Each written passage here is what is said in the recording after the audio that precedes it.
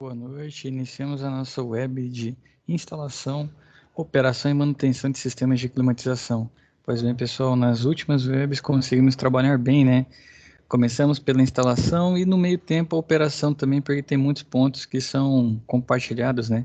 Tanto na instalação quanto na operação. Falamos dos cuidados nos processos de instalação, né? Algumas dicas aí que no dia a dia podem pegar a gente ou ocasionar manutenções futuras, né?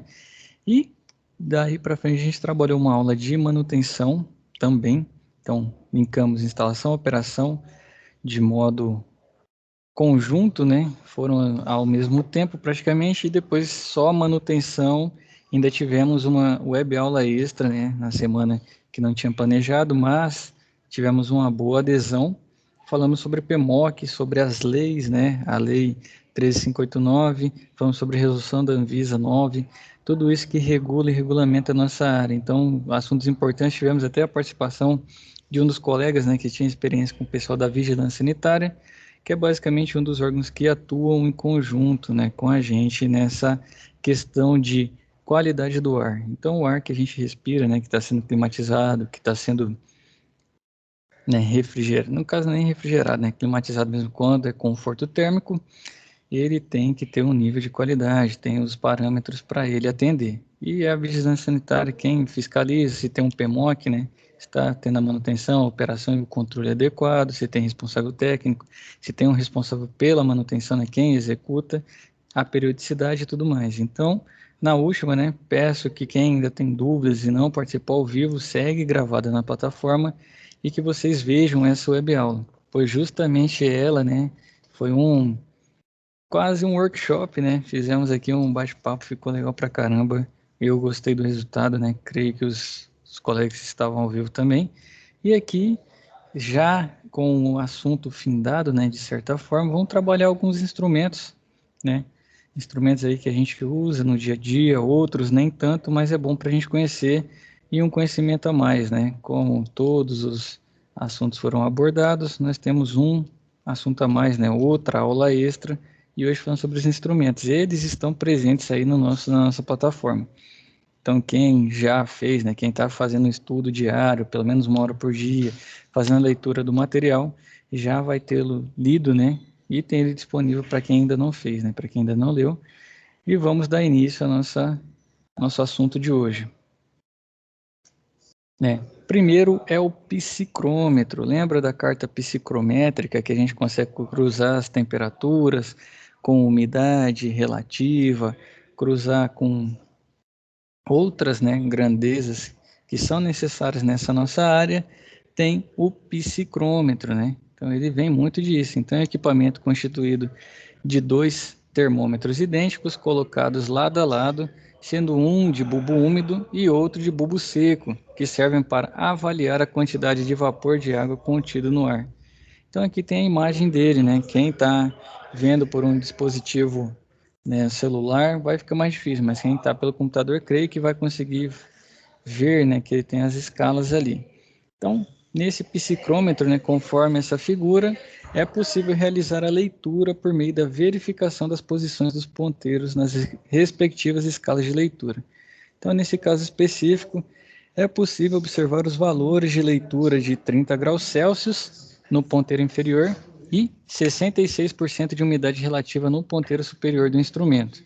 Então, o termômetro de bulbo úmido tem o bulbo coberto por uma malha porosa, geralmente de algodão, que fica mergulhada num recipiente contendo água destilada. Então, a gente sempre que faz essa leitura, né, grande parte das vezes a gente tem a temperatura de bulbo úmido inferior à temperatura de bulbo seco. E essa diferença, o que acontece? Quando a diferença é muito grande, ele demonstra que a umidade relativa do ar é baixa. E quando essa diferença é menor, né, tal, a temperatura de bulbo seco próxima à temperatura de bulbo úmido, você tem uma maior umidade relativa do ar. Então tem essa relação. Como o nosso estado, né, sofre aí nos meses do segundo semestre, né, com baixa umidade do ar, é muito comum ter essa diferença maior, né, do bulbo úmido pro bulbo seco. Então, voltando aqui à forma de medição do bulbo úmido, né? Esta malha fica constantemente úmida devido ao efeito da capilaridade. A evaporação da água contida na malha envolvente retira o calor do bulbo, fazendo com que o termômetro de bulbo úmido indique uma temperatura mais baixa do que a do outro termômetro, que era de bulbo seco, né? Deixa eu botar mais baixo do que o termômetro, que indica a temperatura ambiente. Então, a evaporação e, consequentemente, a redução na temperatura de bulbo úmido é tanto maior quanto mais seco, né, está no ar atmosférico, que é nula quando a atmosfera está saturada de vapor de água. Então, ó, evaporação é, consequentemente, a redução na temperatura de bulbo úmido é tanto maior quanto mais seco está no ar atmosférico, que é nula quando a atmosfera está saturada de vapor de água. Então, existem disponíveis, né, no mercado psicrômetros digitais, os quais apresentam resultados de temperatura de ponto de orvalho e umidade relativa, além dos valores convencionais de temperatura de bulbo seco e úmido. Então, você tem equipamentos mais completos, né? Esse aqui consegue demonstrar duas grandezas, né? Os digitais aí você já consegue pegar todas as necessárias para fazer a medição. Quando você chegar em projeto, vamos ver o quão importante é o pessoal da outra turma que está fazendo o projeto. Pegou, né, essa questão dos conceitos de temperatura de bulbo seco, bulbo úmido, umidade relativa, pois influenciam muito, né, na hora da concepção da máquina, de como vai ser o projeto e quais equipamentos selecionar. Outro instrumento, assim como o psicrômetro, muito importante na nossa área, é o termohigronemômetro. Normal é termohigrômetro, né? A Minipa tem um, ele tem até um design legal, mais leve, um custo mais acessível, que ele faz a medição que termo remete à temperatura. Higro, que ele vai remeter à umidade, né? Essa umidade relativa, e anemômetro, a medição da velocidade. Então, o termohigronemômetro, né, são equipamentos que realizam medições de temperatura e umidade ambientes e da velocidade do vento. Então aqui está demonstrando um. E ele geralmente, o anemômetro, ele tem que faltou a imagem, uma mais bonita, né? Mas ele tem uma espécie de um, o pessoal brinca que é catavento, mas ele tem fosse uma pá, né, para girar, e quanto está girando essa pazinha, né, com a passagem do vento, faz a medição da velocidade. Então, termohigronemômetros são utilizados para verificação de condicionadores de ar, sistemas de aquecimento em áreas externas, assim como na meteorologia, e apresenta também resultados de umidade relativa e temperatura de ponto de orvalho. Estes equipamentos apresentam escalas de leitura digitais, sendo as leituras realizadas diretamente nos displays digitais correspondentes a cada parâmetro monitorado. Então, você tem a temperatura, na mesma hora você tem a umidade e a velocidade do ar. Temperatura é importante para a gente? Sim. Umidade também. E velocidade também. Então, como a gente viu lá na normativa, quem tiver curiosidade, lê a NBR 17, que fala sobre ergonomia nos espaços de trabalho, vamos citar essas três grandezas: temperatura, umidade e velocidade. Então, esse equipamento acaba sendo completo quando a gente quer fazer uma avaliação, né, do nosso sistema. Temos um outro equipamento aqui, é o refratômetro, né? São instrumentos utilizados para medição do índice de refração de substâncias utilizando o princípio do ângulo limite de reflexão total, que tem relação com alguma propriedade do material por meio da refração da luz ao passar de um meio para outro, o que provoca uma mudança do ângulo de incidência. Então, este ângulo caracteriza as propriedades dos materiais. E aqui está uma fotinha desse refratômetro, né? Esses equipamentos podem ser utilizados para identificar materiais desconhecidos, baseados no seu índice de refração, e pode ser aplicado também para determinar a concentração de uma substância dissolvida em outra, ou ainda determinar a pureza de uma determinada substância. Então, existem 4 tipos principais de refratômetros. São os tradicionais ou manuais, né? Temos os digitais de laboratório, temos os refratômetros em linha e os refratômetros de Heyring, né? Utilizado para medição de índice refrativo de gases, que vai estar mais relacionado à nossa área, justamente para determinar o quê? a pureza de uma substância, né? Então, às vezes, a gente quer avaliar, não é muito utilizado comercialmente, é lógico que vai ser uma linha mais de diagnóstico, vai ter como fala, uma precisão maior, mas um desse aqui no dia a dia mesmo eu nunca presenciei, nunca vi, mas existe, né? Se a gente quiser verificar como que está a pureza, se for uma empresa, por exemplo, que compra muito, né, fluido, tem uma distribuição de fluido, quer ver se está legal, ou faz a manutenção de equipamentos com ativos, né, os ativos muito caros, com valor muito elevado, onde a manutenção vai ocasionar uma parada, por exemplo, e essa parada gera perda de lucros e rendimentos, né? É necessário que vocês utilizem esse refratômetro, né? Então serve muito para isso. No dia a dia, em situações normais, não é muito utilizado, acaba que a gente confia, né, no fabricante, no fornecedor, que invasa esse fluido e disponibiliza para a gente, né, para venda e para a gente comprar. Mais um elemento aqui, o tensiômetro, né? O tensiômetro para correia são equipamentos utilizados para medição de tensões aplicadas em correias de transmissão em V ou correias sincronizadoras em acionamento de equipamentos. Após a instalação das correias, utiliza-se este tipo de equipamento na verificação da tensão ideal por meio da força de deflexão aplicada e da deflexão obtida. Podem ser do tipo caneta ou digitais, conforme você vai conseguir verificar aqui, né? Esse modelo de tensiômetro para correias analógicas. Então, tá ele aqui. O que ele vai fazer, né? Verificar a tensão ideal. Afeta muito a posição de correia? Para quem trabalha com motores, né, com sistemas de transmissão por correia, acontece o seguinte, a gente até vai ver o próximo instrumento que é muito importante, mas falando só sobre a tensão. Se a correia está muito tensionada, você tem um problema na transmissão e no desgaste, tanto da correia quanto da polia.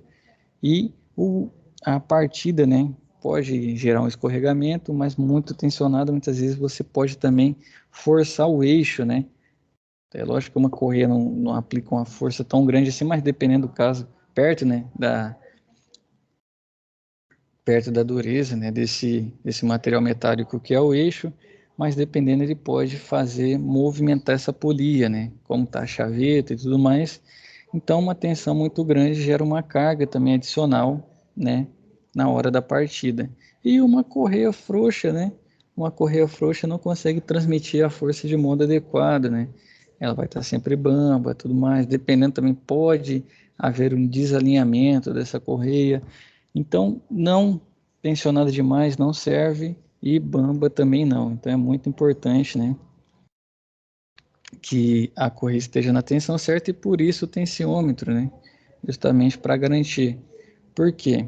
Não sei se todos aí trabalham, mas vou dar um exemplo prático no nosso dia a dia, são os problemas com correias arrebentando, né? Então, uma correia consegue trabalhar por muito tempo, mas essa questão de tensão e muito do alinhamento também, elas começam a desgastar as polias, né? E desgastando a polia também, ela vai entrando mais no suco, né?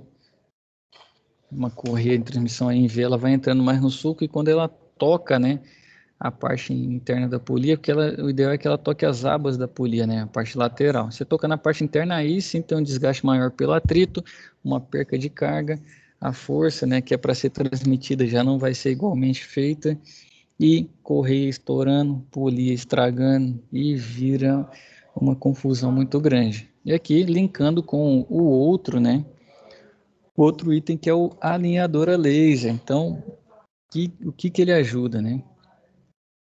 Tanto o alinhador ele já é usado tanto para eixo, né, quanto para transmissão por correia, as polias e tudo mais, justamente nisso, né, que você não tem uma transmissão. Outra coisa também, se não tiver alinhado, tiver um ângulo, né, um certo ângulo de desalinhamento entre as polias de transmissão, você vai ter uma perca, né, nessa rotação que é para ser transmitida.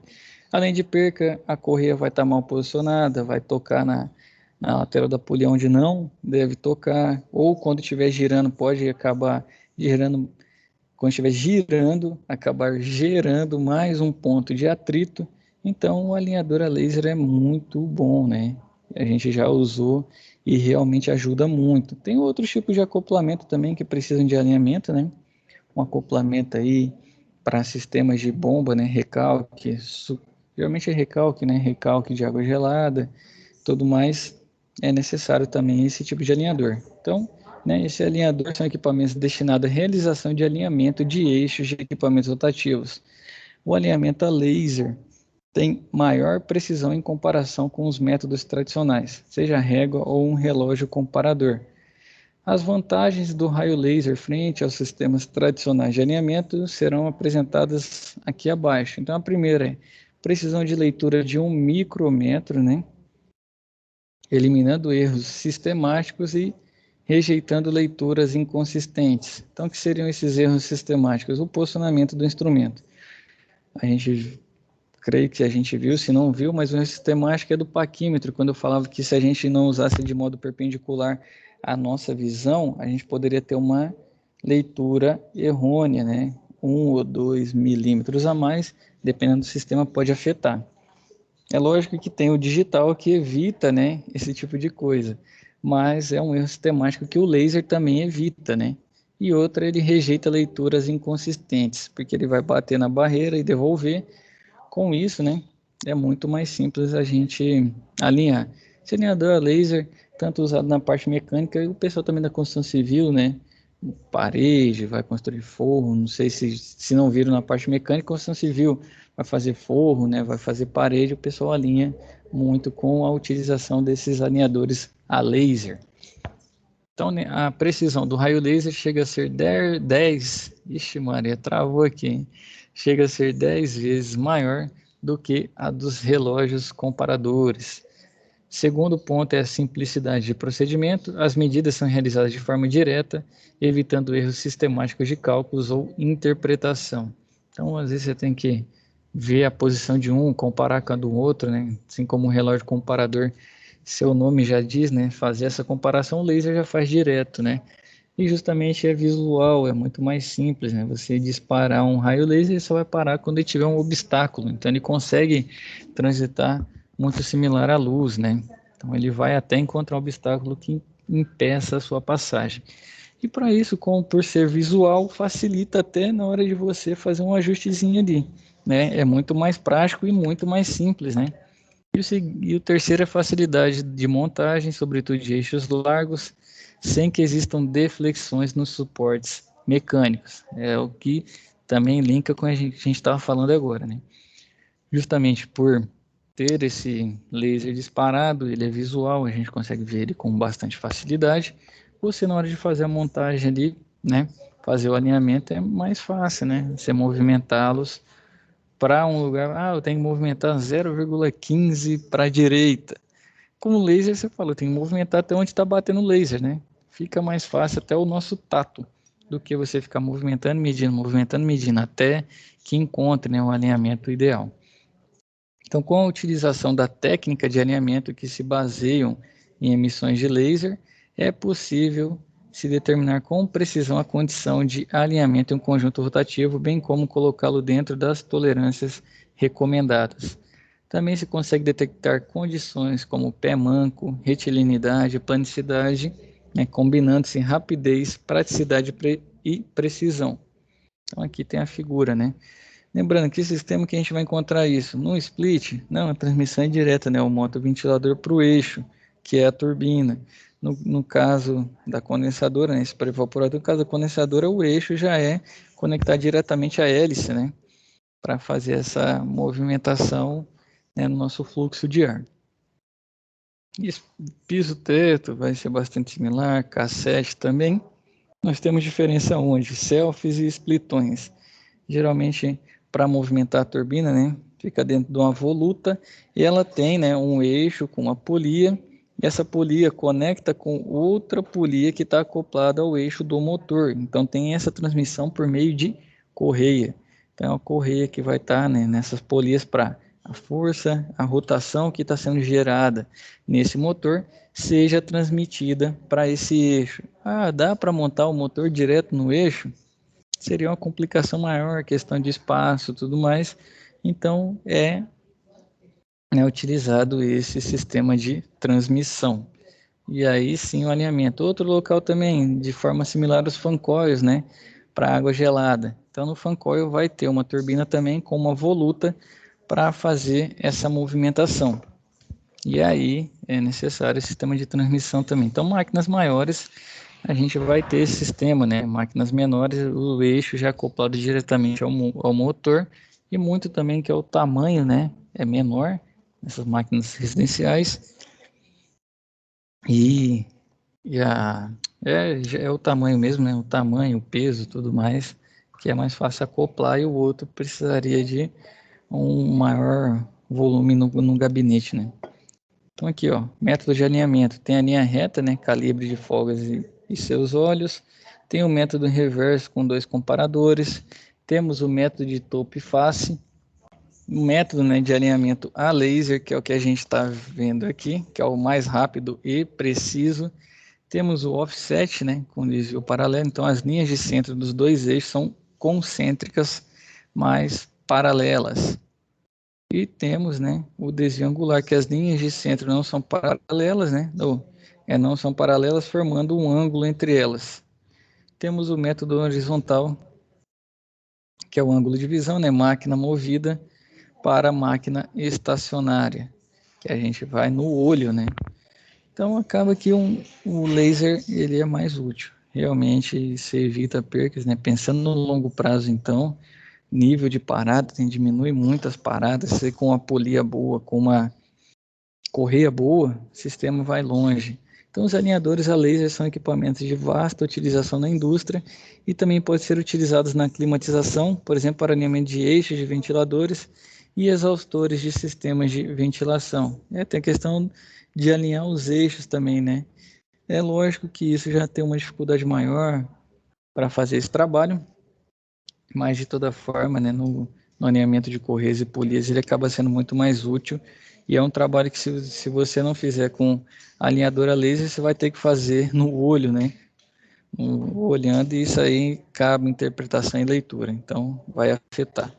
Temos mais um tacômetro, né? O que o tacômetro faz? É um dispositivo mecânico ou eletroeletrônico usado na medição de rotação.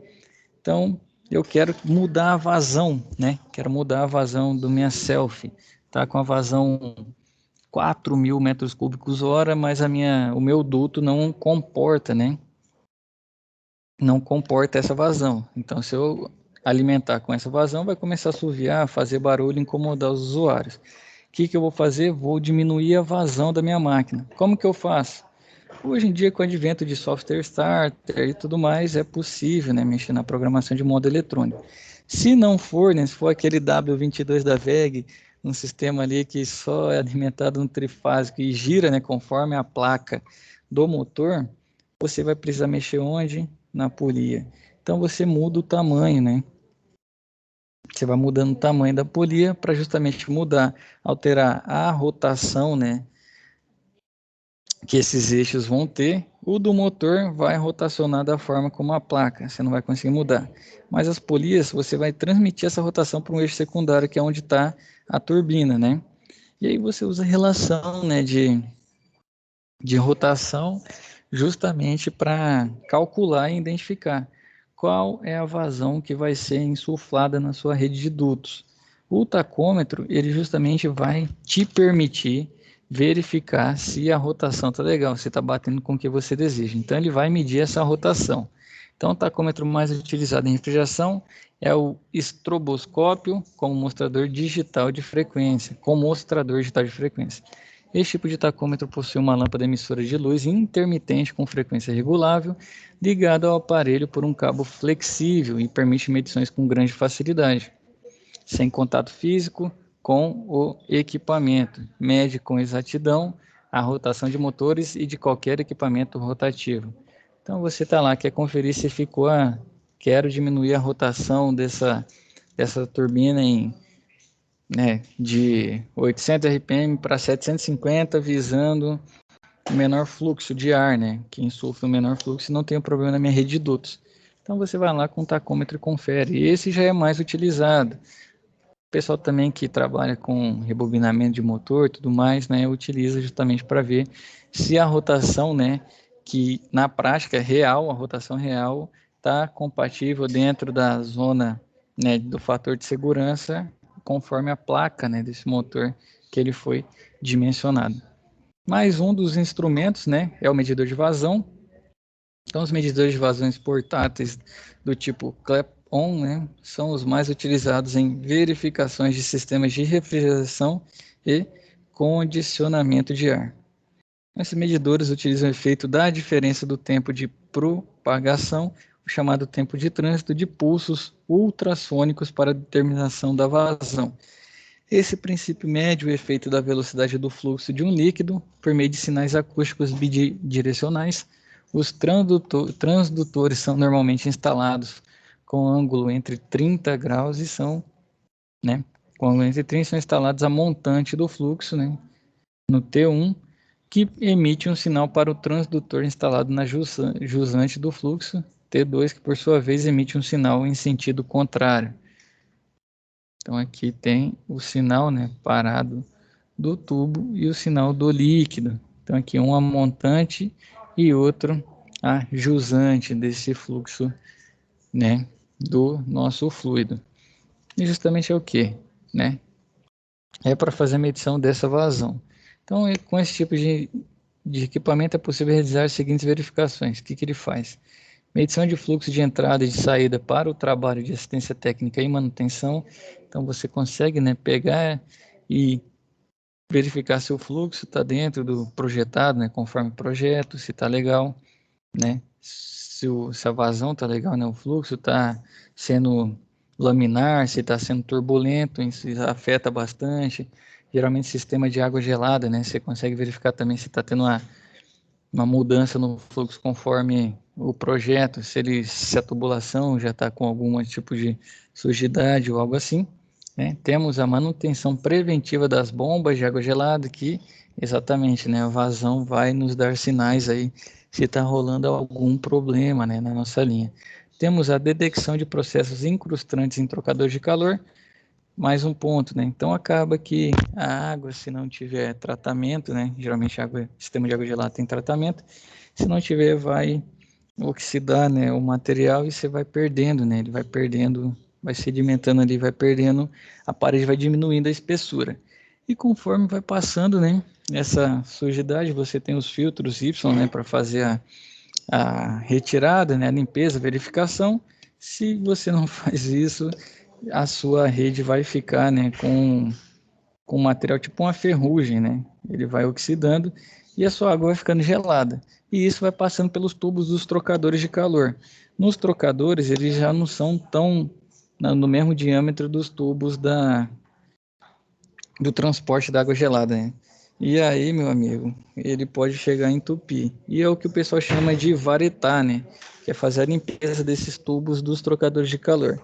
Então, quando o pessoal vai varetar, né, geralmente o chiller, é justamente por isso. Teve um problema, né? A água não foi tratada, veio com sais minerais, teve oxidação, processo, né, que deixou a água laranja ali. Esses incrustantes acabam dificultando o fluxo, a passagem, né, da água por todo o diâmetro, né, cria obstáculo e afeta no sistema.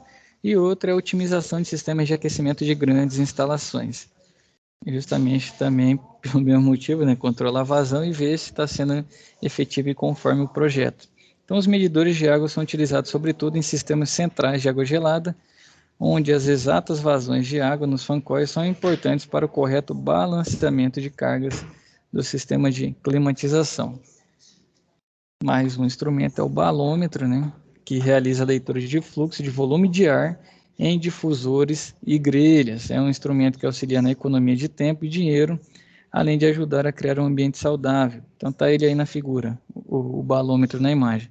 Então os balômetros são equipamentos utilizados nos procedimentos de ajustes e balanceamento do sistema de climatização, onde a correta vazão de ar nos dutos garantirá o conforto térmico no ambiente climatizado. Então você consegue verificar.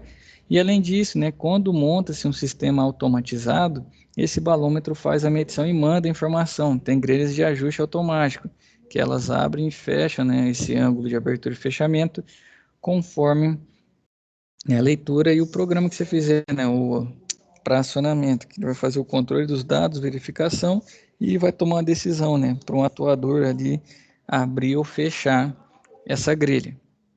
E ele é muito importante, não é tão comum, né, você vai encontrá-lo mais em sistemas aí com um custo mais elevado, e os demais outros, né, que a gente veio falando, é instrumento que a gente carrega na mala, né. O medidor de vazão você vai ter no sistema de água gelada também, muito comum. Temos o tubo de pitot, né? Esse tubo de pitot famoso aí para quem lembra, época do voo, né, do Rio, que ia para Paris no Air France lá 447, tem esse exemplo citado no livro lá, para vocês verem no recapitulando. Então ele ficou famoso nessa época, né? O que esse tubo de pitot faz? Então, é um equipamento que mede ao mesmo tempo a pressão estática e a pressão de estagnação, de modo a permitir o cálculo da velocidade do fluxo. Então, ele calcula essas duas pressões, né? Ele combina duas sondas, onde a pressão de estagnação é medida no ponto 2, conforme a figura aí, por meio da elevação de uma coluna de água. A pressão estática é medida por meio de furos na superfície exterior do tubo, considerando que a pressão estática, né, não varia ao longo do instrumento. Então é importante lembrar que as linhas de corrente precisam ser retas para que não haja alterações, né, nessa pressão ao longo do fluxo. Então ele vai comparar essas duas e com isso ele faz a medição da velocidade. Então justamente isso, na época lá, essa questão do voo, né, da Air France, que saiu do Rio e não chegou, né, em Paris, um acidente que aconteceu justamente não conseguiu pegar a velocidade, né? Ele não conseguia ter a velocidade real, ele não sabia se tinha que acionar os motores, né, para ganhar velocidade. Ele foi perdendo também dados, né, da relação da inclinação dele, a altitude, e infelizmente aí veio a ocasionar um acidente. Então ele é muito importante para a gente pegar o quê? Velocidade do fluxo, justamente para trabalhar em sistemas, né? Quer pegar o comportamento do fluxo X, do fluxo Y, como que está sendo feito, e a velocidade dele, o tubo de pitot auxilia nessa medição. Temos mais um instrumento, é o manômetro U, né?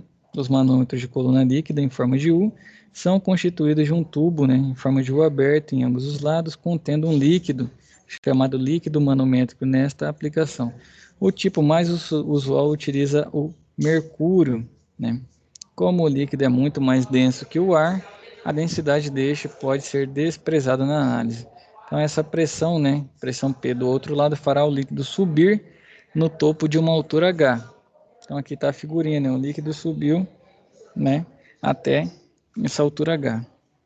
Então para aumentar a precisão da medição, é usual, né, aumentar o volume do líquido deslocado para uma dada pressão a partir de 3 métodos, que é justamente com esse diferencial, né, que a gente consegue medir a pressão. Então, 3 métodos. O primeiro é utilizar um fluido manométrico de menor densidade, o segundo é inclinar o lado aberto do tubo, e o terceiro é diminuir o diâmetro do lado aberto do tubo e ou aumentar o diâmetro do outro lado.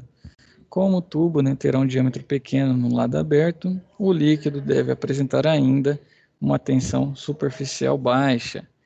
E outro instrumento, né, conforme o nosso material traz, é o manômetro hidrônico. Então, os manômetros hidrônicos são dispositivos que têm como função a medição precisa de pressões de água nos lados de alta e baixa pressão de forma simultânea, sem a necessidade de desconectar as ligações do instrumento. É utilizado para a verificação de desempenho de bombas ou ainda na verificação de perdas de carga em válvulas. Então, esses são os instrumentos, né, programados para a gente trabalhar nessa nossa web aula, né, mais uma aí, findando, né, findando ainda não, a gente tem a web aula do dia 9. Lembrando, pessoal, nós temos o nosso cronograma, eu vou até mudar aqui, né, caso de dúvidas, como vocês estão assistindo de modo gravado, né, tu não está vendo gravado, peço que me contacte na plataforma justamente para a gente conseguir, né, conversar, sanar essas dúvidas e tudo mais, sigo à disposição. Antes de encerrar a nossa web, encerrar essa gravação, compartilhar a tela aqui com vocês, né?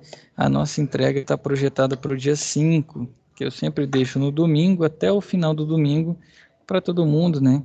Que quer conferir um caso, alguma coisa, e não é o caso de vocês, né? Mas como padrão eu já utilizo das outras turmas, né? Não é o caso de vocês, hein? Que deixa para a última hora, né? Então eu já deixo o domingo aí que a pessoa tem um sábado e o domingo inteiro para fazer a realização desse trabalho e o envio.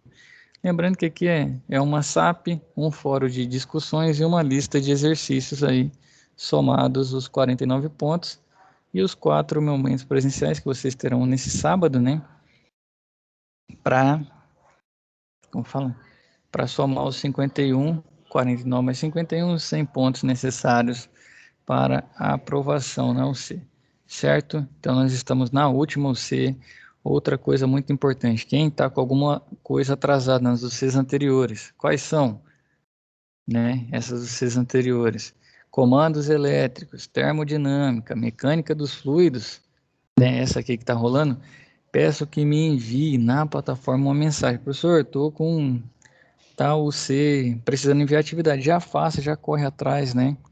Para a gente equalizar a situação e todo mundo ter aprovação. Todos os empenhados, interessados, né, que estão se dedicando aí, têm aprovação. Ah, por algum acaso, estava realizando uma obra em outra cidade, em outro estado, eu acabei perdendo o prazo da UCX. Me chama na plataforma que a gente conversa, né, e combina para que todo mundo tenha oportunidade de ter essa nota de aprovação. Virada de módulo vai ser corrido, é agora, porque depois que vira o módulo, fica com pendência, né, a matéria. Tem como fazer ela depois? Tem, mas acaba que interfere, né, na sua formação, ainda mais vocês que já estão caminhando aí para os módulos finais, tá bom? Então, a todos aí, bons estudos, mantenham-se estudando, né? Façam a SAP, façam a lista de exercícios, comentem no fórum para a gente ter aprovação aí nessa UC e finalizar o módulo com êxito, tá bom?